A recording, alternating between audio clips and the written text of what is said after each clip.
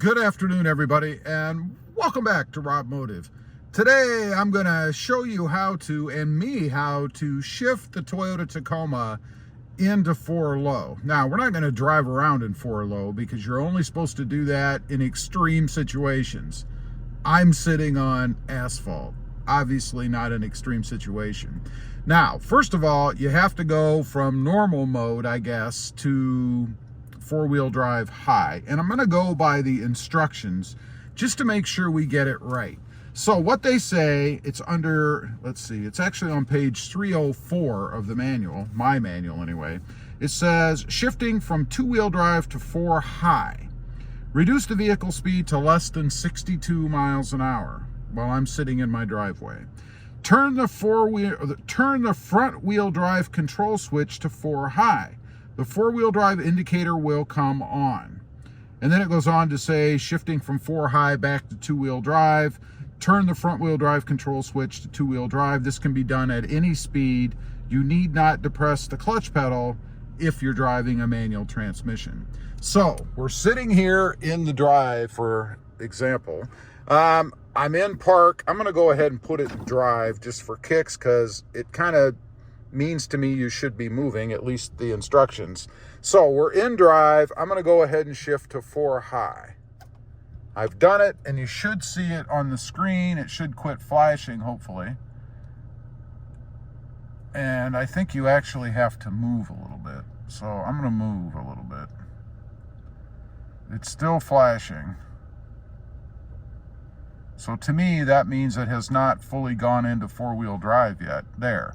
It stopped. So we're now in 4-wheel drive. So apparently you do have to be moving a little bit. Now, it says shifting from 4 high to 4 low. And this is automatic transmission. Shift the shift lever to neutral. So we need to go into neutral like so. Push and turn the front wheel drive control switch right here to 4 low. The 4 low indicator will come on. If the 4-wheel drive indicator flashes and a buzzer sounds, try the above steps again. So you have to be stopped and in neutral. So we're going to push and we're going to go to 4 low. All right, we've done that, and it says 4 low. Nothing is flashing, nothing is weird. It's turned off some of the nanny features. And right now we're in 4 low. Now I'm going to creep forward just a little bit. I just want to feel it. Let's go to drive.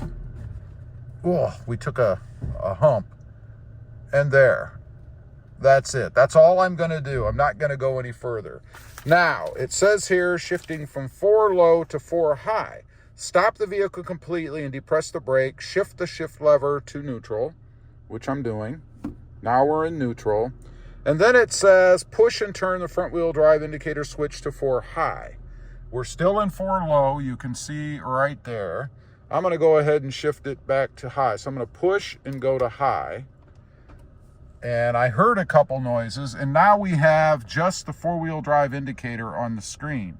So we are now in 4-wheel drive high. I'm going to creep forward again just a little bit. Let's go back to drive.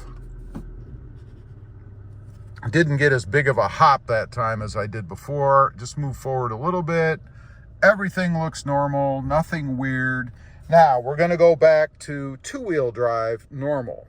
So let's do that. I'm going to go back in. I'm in drive. It doesn't say I have to be in neutral to do this, right? And I can do it at any speed apparently. So I'm going to just switch back to 2-wheel drive. I felt a little something, and the icon disappeared from the screen. So it appears to me we're all good. I'm going to creep forward just a little bit. There we go. Everything seems to be just fine.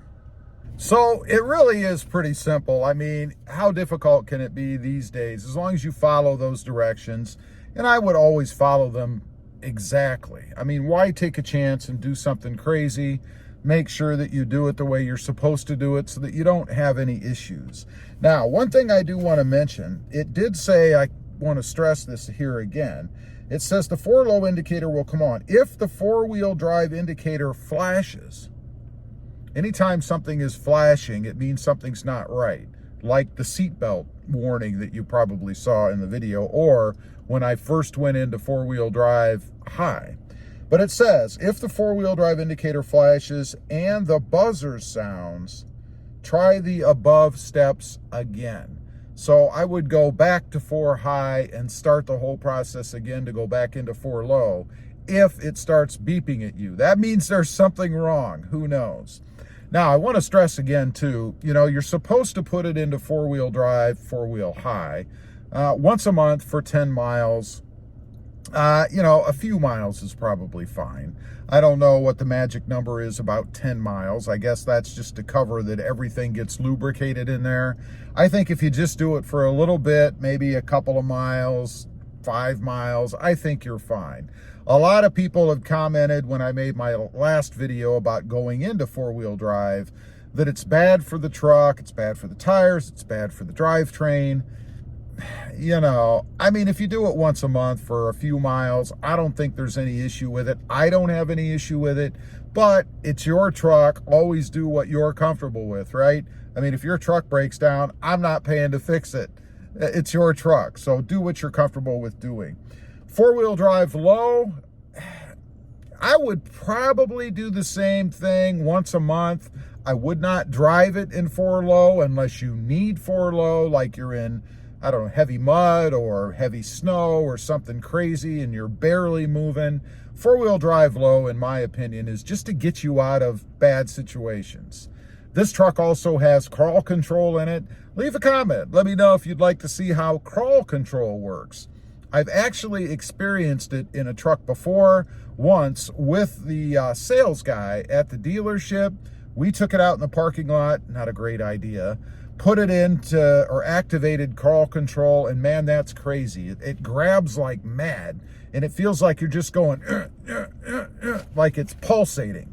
And I guess that's probably what it's doing. The videos I've seen where people are actually in sand, it kind of shows the tires all doing like a jerky motion when it's trying to get you out of something you shouldn't probably have been in to begin with.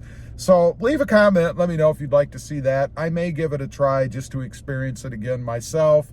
I am not familiar with it at all, so it'd be very interesting for me to try again. Anyway, I just wanted to get on. When I made the video about four-wheel drive low, I asked the same question, do you want to see that? And a lot of people responded they did. So it's very simple. Just follow the instructions. Make sure that you do it right so that you don't cause yourself any trouble down the road. Leave a comment. Let me know. Do you do the once a month, every 10 or so miles to keep everything lubricated? And that is the idea, to keep everything lubricated in there so none of the gears dry out or they don't seize up or anything crazy like that. And I must admit, I've been guilty. I haven't done it, certainly not once a month. And I would even say probably rarely in my trucks. I need to be better about that myself. Let me know if you do. Thanks for watching. Stay safe out there. Bye.